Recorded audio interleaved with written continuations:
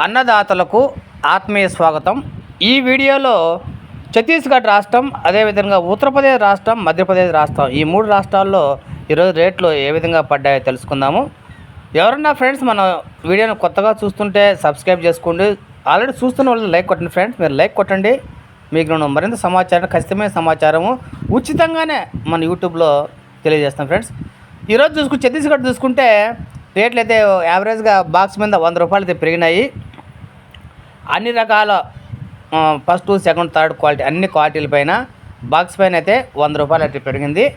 ఇప్పుడు మనకు VIP mall అంటారు అక్కడ ఎక్కువగా ఛత్తీస్గఢ్లో రాయ్పూరు, దందా, రాజీ ఈ చుట్టుపక్కల ప్రాంతాల్లో అన్ని చోట్ల కూడా మనకు తోటల వద్దే, ఫారం వద్దే మనకు విఐపి మాల్, మంచి క్వాలిటీ కాయలు అయితే మనకు 800 రూపాయలు అయితే పడింది. 27 కేజీలు బాక్స్. అదేవిధంగా ఎంపీ తీసుకుంటే, భోపాల్ తీసుకుంటే అక్కడ 750, 760, 70 రూపాయలు పలికింది తోటల వద్దనే బాక్స్ రేటు.